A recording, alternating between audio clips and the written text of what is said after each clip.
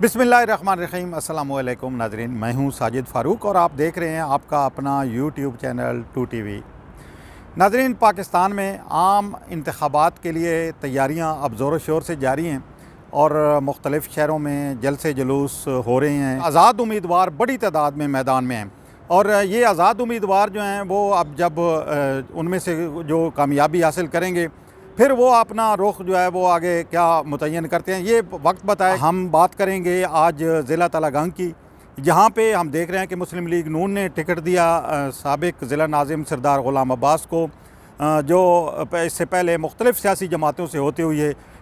इस वक्त मुस्लिम लीग नून का हिस्सा बन चुके हैं। और यहाँ पे नाराज़ हैं मुस्लिम लीग नून के टिकट के कोद उम्मीदवार सरदार शाहरोज़ जो हैं उन्हें टिकट नहीं दिया गया, तो वो भी आज़ाद हैसियत में इलेक्शन लड़ रहे हैं। एक और उम्मीदवार मुस्लिम लीग नून की तरफ से यहाँ पे जो टिकट के उम्मीदवार थे सरदार मंसूर या टमन, उन्हें भी पार्टी ने टिकट नहीं दिया। तो ये दो उम्मीदवार हैं टमन से जिनका ताल्लुक़ है। तो ये तो अब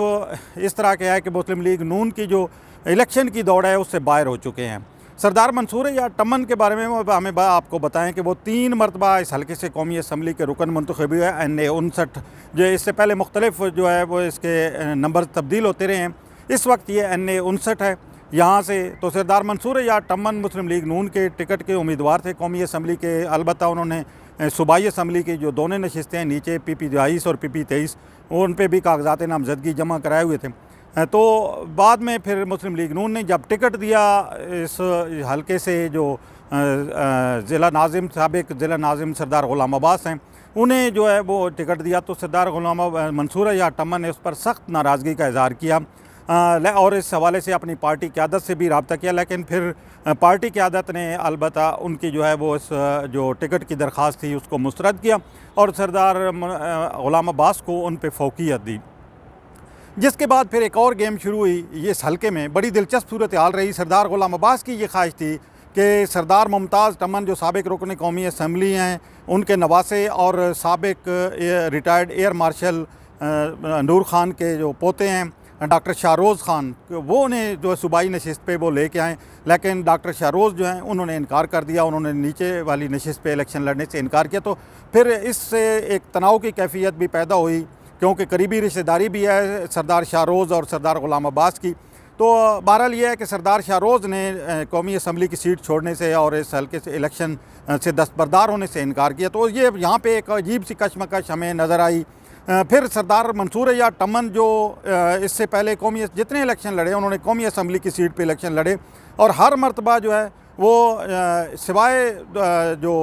97 का इलेक्शन उन्होंने जीता या इससे पहले 2 इलेक्शन जीते, उसके बाद फिर कभी उन्हें कामयाबी नहीं मिली। इस मरतबा जब सरदार मंसूर या टमन को मुस्लिम लीग नून ने टिकट नहीं दिया, कुछ दिन तो उन्होंने नाराज़गी का इज़हार किया, लेकिन फिर उन्होंने खामोशी अख्तियार कर ली और अचानक एक ख़बर आई कि सरदार मंसूर या टमन जो PP 22 की सीट है जो तलागंग शहर और फिर चकवाल तहसील चकवाल का कुछ हिस्से पे मुश्तमिल है, उससे इलेक्शन लड़ने पे आमाद हो गए। लोग इस पे हैरान भी हुए कि सरदार मंसूर या टमन जो कभी भी जो कौमी असम्बली की सीट से नीचे इलेक्शन नहीं लड़ते वो किस तरह तैयार हो गए। बहरहाल ये एक बड़े जो है भारी दिल के साथ मेरे ख्याल में उन्होंने फ़ैसला किया। लेकिन यहाँ पे एक मरतबा फिर हमें अजीब सी सूरत हाल नज़र आई कि अचानक सरदार ग़ुलाम अब्बास की मुलाकात हो जाती है मुस्लिम लीग नून के सदर और साबिक वज़ीर-ए-आज़म शहबाज शरीफ के साथ।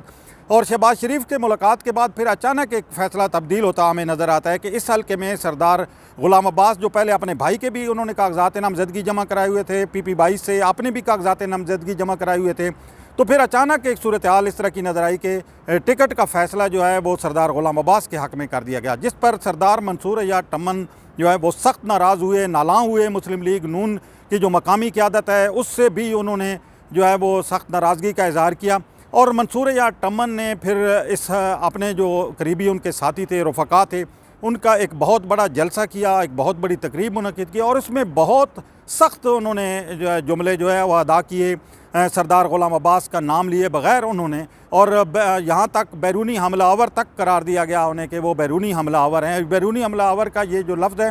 ये सरदार ग़ुलाम अब्बास के बारे में 2005 में भी कहा गया था जब यहाँ पे तहसील नाज़िम का ज़िमनी इलेक्शन हो रहा था। तो उस वक्त भी तहसील तलागंग के जो सियासी कायदीन थे वो सरदार ग़ुलाम अब्बास जब इस हल्के में आ रहे थे यहाँ पे तहसील नाज़िम का इलेक्शन लड़ने के लिए और साबिक जो तहसील नाज़िम के उम्मीदवार थे मलिक मोहम्मद अली ख़ान डेरमोंट, जब उन्हें वो ला रहे थे इस इलेक्शन में, तो वहाँ पे उस वक्त भी बैरूनी हमलावर का उनके लिए लफ्ज़ इस्तेमाल किया गया था। एक मरतबा फिर वो लफ्ज़ इस्तेमाल किया यहाँ पे